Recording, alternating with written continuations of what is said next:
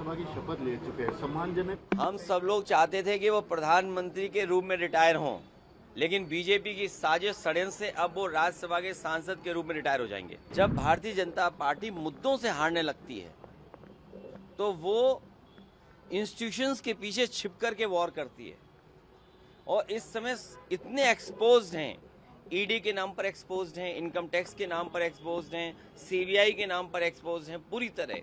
नंदलाल निषाद उसका फर्जी दस्तखत करा करके समाजवादी पार्टी के बोर्ड कटवाए।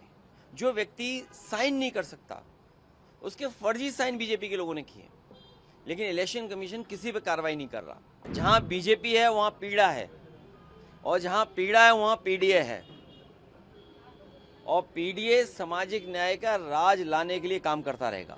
डॉक्टर करण सिंह यादव जी, इनसे नेताजी का हमारा बहुत पुराना रिश्ता है, बहुत गहरा रिश्ता रहा है, और नेताजी और आपका एक दूसरे के प्रति हमेशा स्नेह बना रहा, और समाज के कार्य या राजनीतिक कार्यों में जहां सबके भलाई की बात हो, दोनों ने मिलकर के हमेशा निर्णय लिया और साथ चले हैं।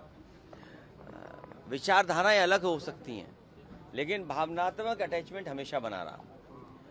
और जो यूपी की अभी वोटर लिस्ट आई है, ये आप मान के चलिए, जब भारतीय जनता पार्टी मुद्दों से हारने लगती है तो वो इंस्टीट्यूशंस के पीछे छिप कर के वॉर करती है, और इस समय इतने एक्सपोज्ड हैं, ईडी के नाम पर एक्सपोज्ड हैं, इनकम टैक्स के नाम पर एक्सपोज्ड हैं, सीबीआई के नाम पर एक्सपोज्ड हैं पूरी तरह। तब Bharatiya Janata party election commission से मिलकर के चुनाव लड़ रही है, और उत्तर प्रदेश के बाई इलेक्शन में लूट हुई थी, डकैती हुई थी, या उससे ऊपर कुछ कहोगे वो हुआ था। और अभी जो हो रहा है, मैंने एक एग्जाम्पल दिया वहां कि नंदलाल निषाद उसका फर्जी दस्तखत करा करके समाजवादी पार्टी के बोर्ड कटवाए। जो व्यक्ति साइन नहीं कर सकता उसके फर्जी साइन बीजेपी के लोगों ने किए, लेकिन इलेक्शन कमीशन किसी पे कार्रवाई नहीं कर रहा। जब कार्रवाई नहीं कर रहा तो आप समझ लो सरकार के साथ है वो लोग। 27 कैसे लड़ेंगे? 27 जैसे अभी हराया फिर हराएंगे उन्हें।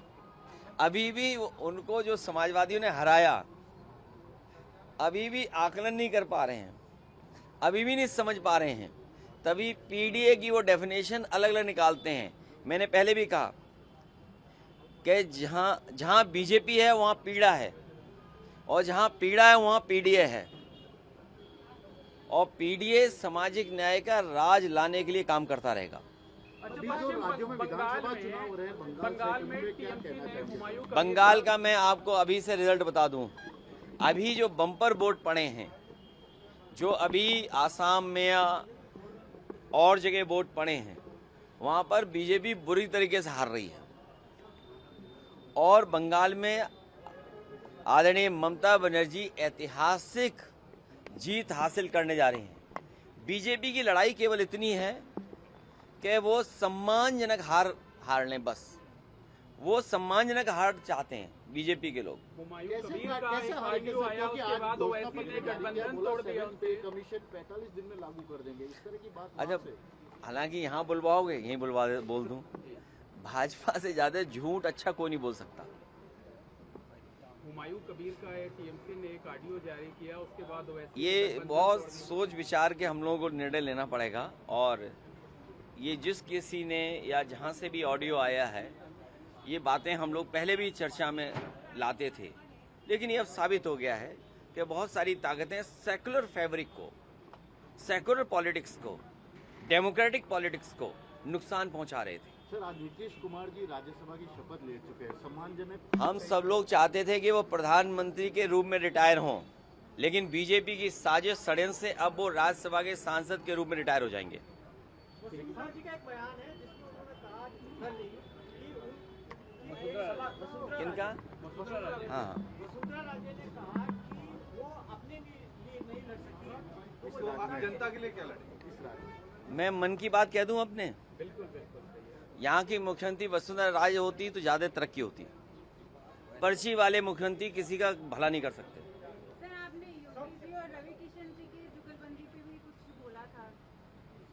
अब वो एक दूसरे की स्ट्रेस खत्म करते हैं, मैं इसके लिए क्या कर सकता हूँ।